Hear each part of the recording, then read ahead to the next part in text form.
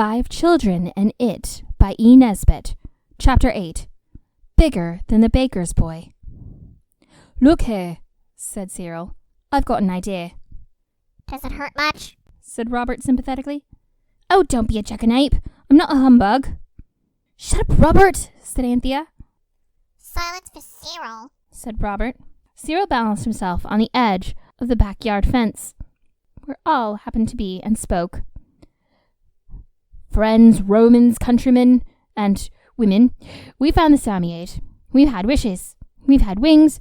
We've been beautiful as the day. That was pretty jolly beastly, if you ask me. And we've had wealth and castles, and that rotten gypsy business with the lamb. But we haven't gotten anything really worth having for wishes."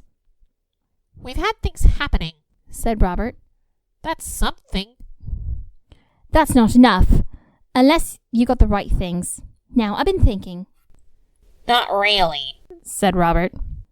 "It's like when the teacher asks you the date of the Norman Conquest or something, and you usually know it all right, but then when she asks you, it just flies out of your head.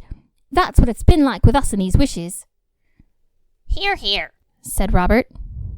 "It's happened to all of us, even Robert. He might have thought of something really, really nice, but then it injures his poor little brain trying to think hard and... Oh, shut up, Robert. I'm telling you. You've got the whole show over it." A struggle on the edge of the fence ensued, and both fell over into the pond beyond and got very damp.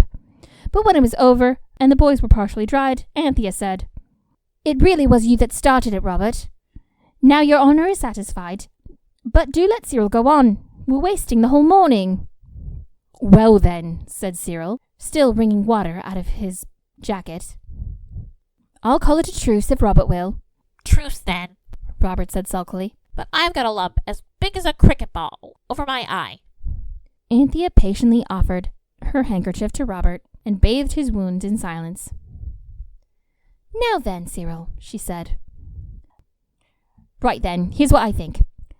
Let us all play bandits or forts or soldiers or any of the old games we usually play. And when we're not thinking of something to wish for, we'll think of something really grand." The others agreed to this plan. Bandits was chosen for the first game. "It's only as good as anything else," said Jane gloomily.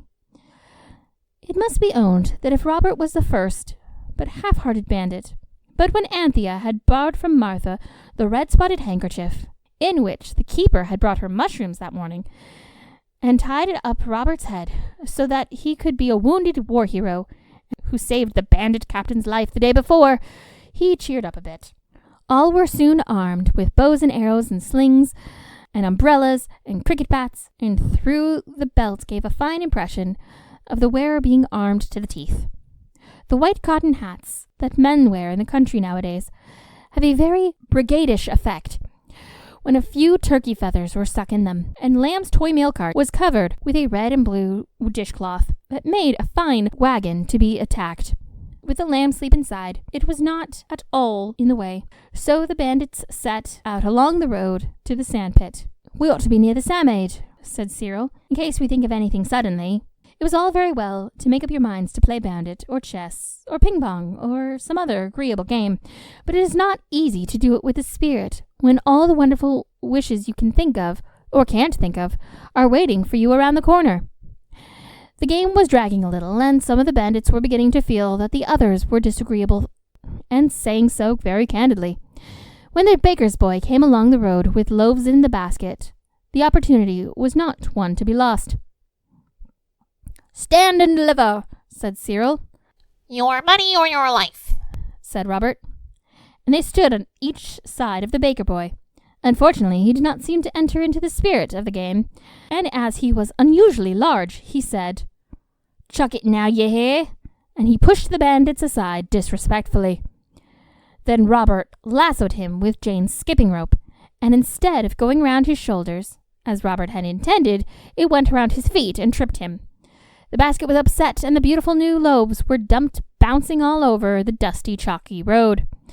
The girls ran to pick them up, and all in a moment Robert and the baker's boy were fighting it out, man to man, with Cyril to see to fair play, and the skipping rope twisted around their legs like an interested snake that wished to be a peacemaker. It did not succeed. Indeed, the way the boxwood handles sprang up and hit the fighters in the shins and ankles, it was not peacekeeping at all. I know this is the second fight in this chapter, but I can't help it. It was that sort of day. You know yourselves that days like this happen.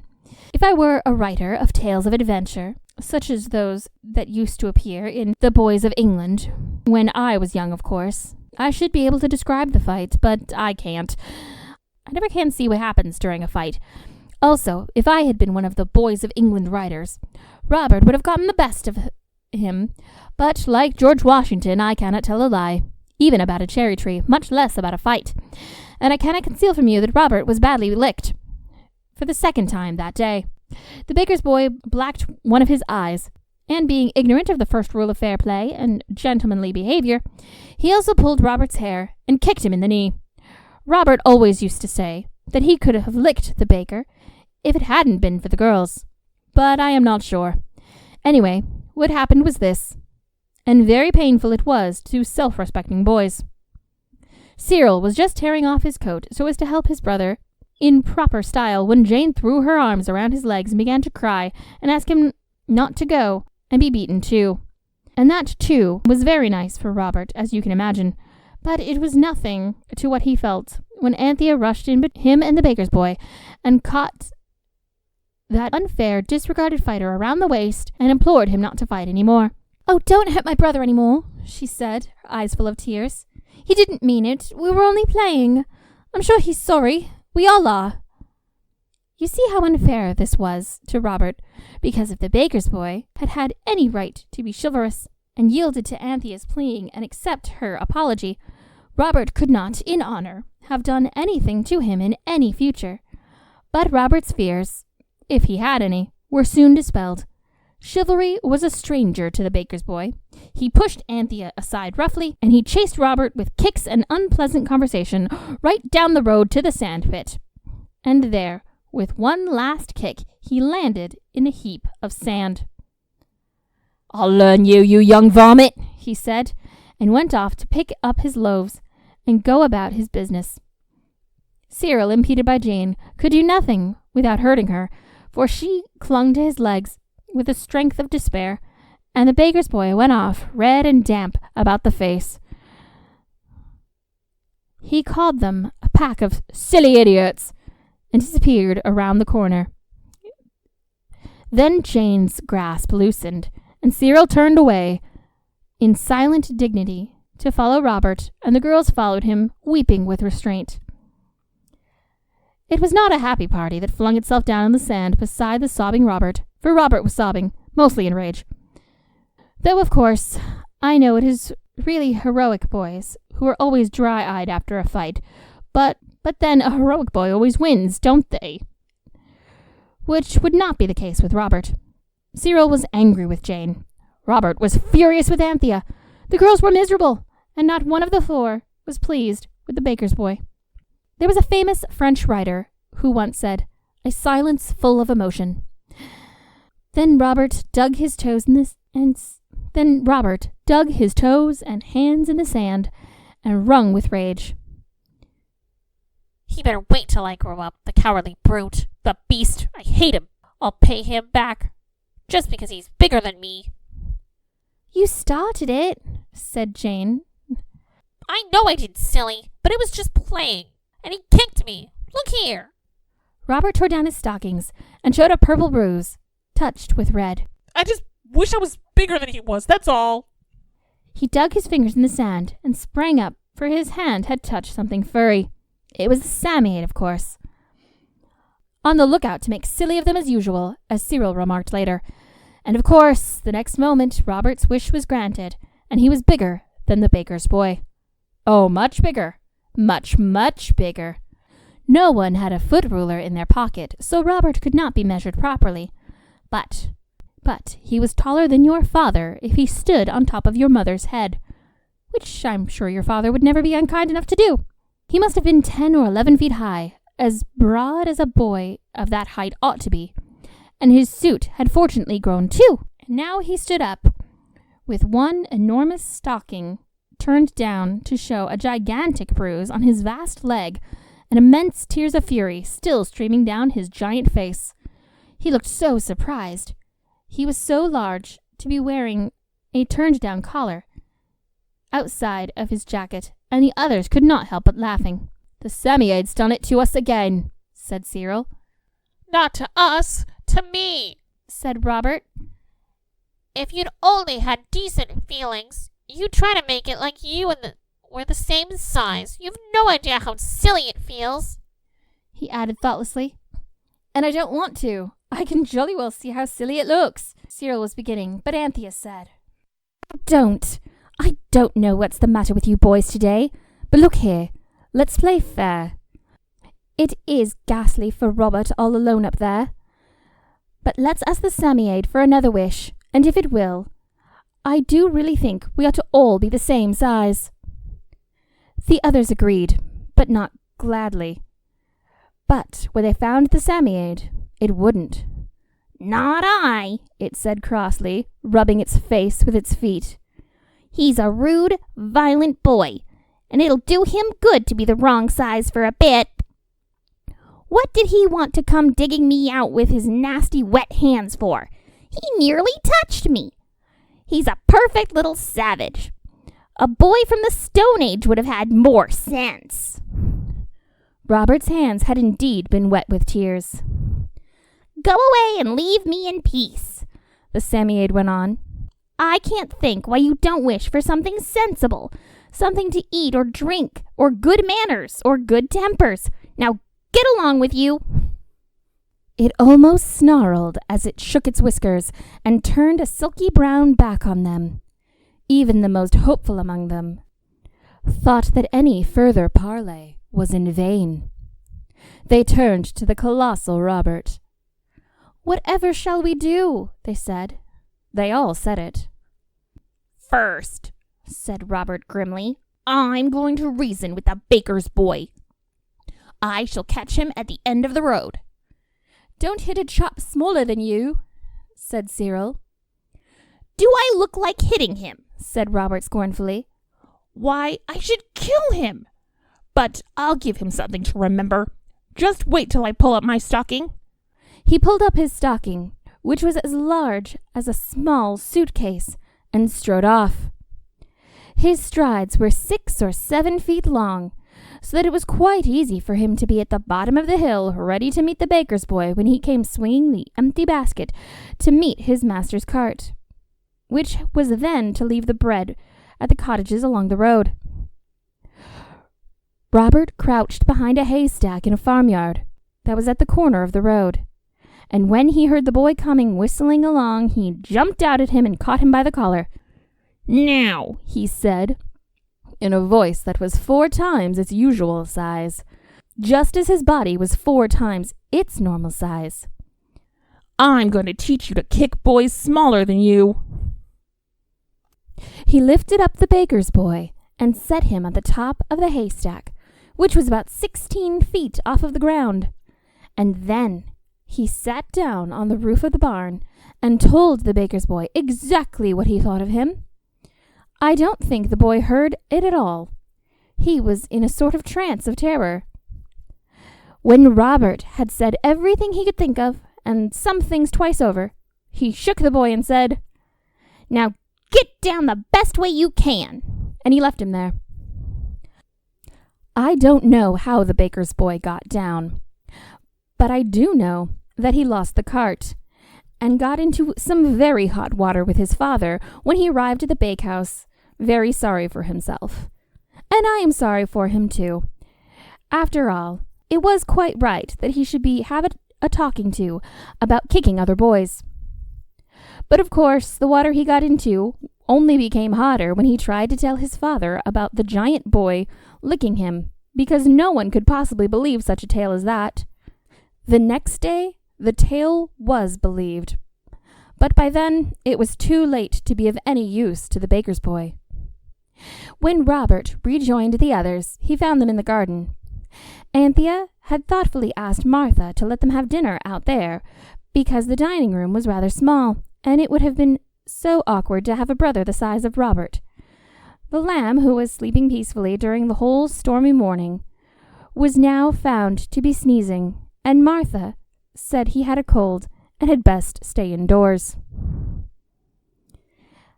"And really it's just as well," said Cyril, "for I don't believe he'll ever have stopped screaming if he had seen you even once." Robert was indeed rather out of size when it comes to boys. He found himself able to step right over the iron gate in the front garden. Martha brought out the lunch. It was cold cuts and baked potatoes, and a sort of pudding, and stewed plums. She, of course, did not notice that Robert was unusual sized, and she gave him just as much meat and potatoes as usual, and no more. You have no idea how small your usual helpings of dinner look when you are many times your proper size. Robert groaned and asked for more bread, but Martha would not give him any more bread, saying it would spoil his supper. She was in a hurry because the keeper had intended to call on his way to the fair, and she wished to be smartly dressed before he came. "I wish we could go to the fair," said Robert. "You can't go anywhere like that," said Cyril. "Why not?" said Robert. "They have giants at fairs, and some even bigger than me." "Not by much they don't," Cyril was beginning, when Jane screamed. "Oh!" with such loud suddenness, they all thumped her on the back, thinking she was choking. "No," she said, breathless from being thumped. "It's not that. It's an idea I just had. Let's take Robert to the fair, and get them to give us money for showing him. Then we really shall be getting something out of the Sammy-aid at last." "Take me indeed," said Robert indignantly. "More likely I'll be taking you." And so it turned out. The idea appealed irresistibly to everyone but Robert, and even he was brought around by Anthea's suggestion that he should have double the share of any money they might make. There was the old pony cart at the coach house, the kind they used to call a governess cart. It seemed desirable to get to the fair as quickly as possible, so Robert, who could now take enormous steps, and so go very fast indeed, consented to wheel the others in the cart. It was as easy to him now as wheeling Lamb in his carriage. It was a strange sensation, being wheeled in a pony cart carried by a giant. Everyone enjoyed the journey, except Robert, and the few people they passed along the way. Those mostly went into what looked like some kind of standing-up fits up by the roadside, as Anthea said. Just inside Branhurst, Robert hid in a barn, and the others all went on to the fair. There was some swing, and a hootin'-tootin' barley merry-go-round, and a shooting gallery, and carnival barkers.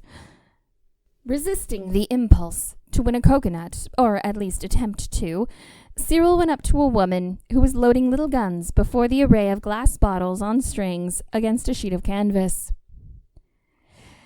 "Here you go, little gentleman," she said. "Penny a shot." "No, thank you," said Cyril. "We're here on business, not on pleasure. Who's the master around here?" "The what?" "The master, the head, the boss of the show."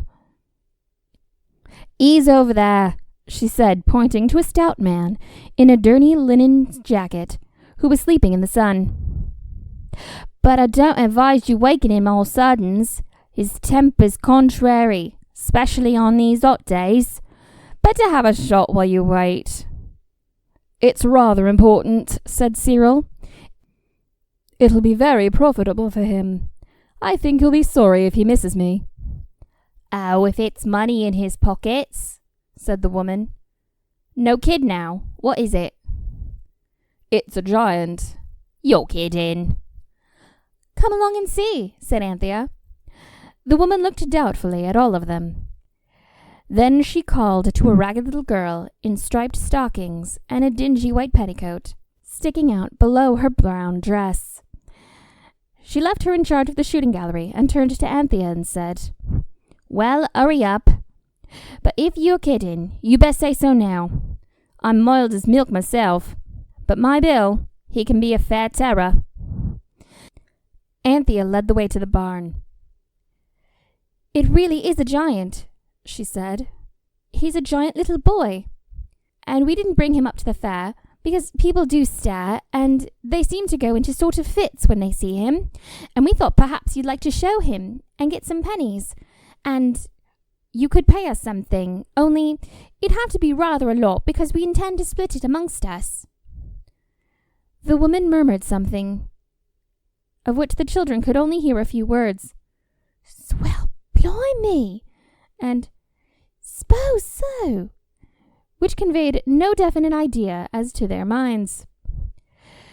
She had taken Anthea's hand and was holding it very firmly, and Anthea could not help but wonder what would happen if Robert should have wandered off or turned his proper size during the interval. But she knew that the Psammead's gift really did last until sunset, however inconvenient it lasting might be. And so she did not think somehow that Robert would care to go alone until he was that size. When they reached the barn and Cyril called, "Robert!" there was a stir among the loose hay, and Robert began to come out. His hand and arm came first, and then a foot and a leg. When the woman saw him, she said, "My!"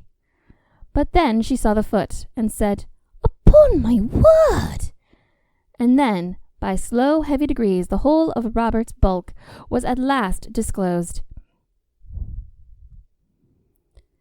She drew in a long, deep breath and began to say many things, compared which, "blimey" and "upon my word" seemed like ordinary everyday speech, until finally she dropped into understandable English. "What you take for him?" she asked excitedly. "Anything in reason? We'd have to get a special van for him. We could use the one we used to use for the elephants. What you take? He's a bit soft in the head, isn't he? Them giants mostly is.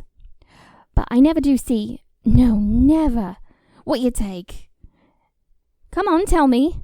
We'll treat him like a kingy, we will, and give him the first-rate grub. He must be thick, or he wouldn't need you kids looking after him. Come on, what you take for him?" "They won't take anything," said Robert sternly. "I'm no more soft than you are. Not so much, anyway. I wouldn't wonder. I'll come and be the show of the today. But you'll give me," he hesitated at the enormous price he was about to give, 15 shillings. "Done," said the woman, so quickly that Robert felt he had been unfair to himself, and wished he could ask for 30. "Come on now and see my bill, and we'll fix a price for the season. I dare say you might get as much as £2 a week regular. Come on, and make yourself as small as you can, for goodness sakes." This was not very small, as it turned out, and a great crowd gathered quickly, and was watching with great enthusiasm as Robert entered the trampled meadow where the fair was being held. And they passed over the stubby, yellow, dusty grass to the door of the biggest tent. He crept in, and the woman went to call her Bill. He was the big sleeping man, and did not seem at all pleased to be awakened. Cyril, watching through a slit in the tent, saw him scowl and shake a heavy fist and a sleepy head, and the woman went on speaking very fast. And Cyril heard, "Blimey," and "biggest straw you ever had, trust me." And he began to share Robert's feelings that 15 shillings was indeed far too little to have asked for. Bill slouched up to the tent and entered. When he beheld the magnificent proportions of Robert, he said, "Well, strike me down," were the only words the children could afterwards remember. But he produced 15 shillings, mainly in 6 pence and coppers, and handed them to Robert. "We'll drop your contract after the show's over tonight. Oh, you'll be so happy with us, you'll never want to leave. Could you sing any?" "Not today," said Robert, rejecting the idea of trying to sing. "Merry Month of May" was one of his mother's favorites, and the only song he could think of at the moment. "Get Levi and clear them bloomin' photos out. Clear the tent. Stick out a curtain," said the man went on. "Law, what a pity. We ain't got no tights his size. But we'll have 'em before the week's out. Young man, your fortune's made. It's a good thing you came to me, instead of some swindler. Why, I know some folks what beat their giants, and starves them too. I won't deal you wrong. You got my word. I'm not afraid of anyone beating me, Said Robert, looking down. Robert was crouched in his knees, because the tent was not big enough for him to stand upright. But even in that position, he could still look down on most people. But I'm awfully hungry. I wish you could get me something to eat. Yeah, Becca, said Bill. Come and get him some grub. Best you've got, mind. Another whisper followed, of which the children only heard down in black and first thing tomorrow. When the woman went to get the food, it turned out to be only bread and cheese. But it was delightful to the large and empty-stomached Robert. And the man went on to post a guard around the tent and give an alarm should Robert ever leave. As if we weren't honest, said Anthea indignantly, when the meaning became clear to her. We're going to put on a show. Bill was a man who knew his business. In a very little while, photographs had been taken, and there was a giant curtain run up along the tent with Robert concealed behind. And Bill was outside the tent, standing on a table, making a speech. It was a rather good speech. It began by saying that there was a giant that he was privileged to introduce to the crowd that day. He was the eldest son of the Emperor of San Francisco, and, through an unfortunate love affair with the Duchess of the Fiji Islands, had been forced to leave his own country and take refuge in England, the land of liberty where freedom was the right of every man, no matter how tall he was. It ended with the announcement that the first 20 who came into the tent door should see the giant for 30 pence apiece. After that, said Bill, the price is raised, and I don't undertake to say it won't be raised to. So now it's your time. A young man with his sweetheart, on her afternoon out, was the first to come forward. For this occasion, he was in princely attire. No expenses spared, money was no object. His girl wished to see the giant, well, she should see it, even though seeing the giant cost 3 pence apiece, and the other entertainments were all only a penny. The flap of the tent was raised. The couple entered. The next moment, a wild shriek from the girl thrilled through all present. Bill slapped his leg. That's done the trick, he whispered to Becca. It was indeed a splendid advertisement for the charm of Robert. When the young girl came out, she was pale and trembling, and all the crowd was round the tent. What was it like? Asked a farmhand. Oh, horrid! You wouldn't believe, she said. It's as big as a barn, and fierce. It froze the blood in my bones. Oh, I wouldn't have missed seeing it for anything. The fierceness was only caused by Robert trying not to laugh. But the desire to do so soon left him, and before sunset he was more inclined to cry or sleep than laugh. For by ones and twos and threes, people kept coming in, and all afternoon Robert was to shake hands with those who wished it, and to allow himself to be pinched and pulled and patted, so that people might make sure that he was real. The other children sat on a bench and watched and waited, and they were very bored indeed. It seemed to them that this was the hardest way of earning money that they could imagine. And only 15 shillings! Bill had taken 4 times that already. For the news of the giant had spread, and tradespeople in carts and gentlepeople in carriages came from far and near. One gentleman, with his eyeglasses and a very large yellow rose in his buttonhole, offered Robert an obliging whisper 10 pounds a week to appear at the Crystal Palace. Robert had said, No. I can't, he said regretfully. It's no use promising you something I can't do. Ah, poor fellow, bound for a term of years, I suppose. Well, here's my card. When your term's up, come to me." "I will. If I'm the same size then," Robert said truthfully. "If you've grown a bit, it's all the better," said the gentleman. When he was gone, Robert beckoned Cyril and said, "Tell them I must have a rest, and I want my tea." Tea was provided, and a paper hastily was pinned on the tent, saying, "Closed for a half hour while the giant gets his tea." There was a hurried council. "How am I to get away?" asked Robert. "Why, walk out when the sun sets, and you're the right size. They can't do anything to us." Robert opened his eyes. "They'll likely kill us when they see me at my real size," said Robert. "I must be out of here by sunset." "I know," said Cyril briskly, and he went to the door outside, which Bill was smoking a clay pipe and talking in a low voice to Becca. Cyril heard him say, "Good as having a fortune left you." "Look here," said Cyril. "You can let people come in again in a minute. He's nearly finished.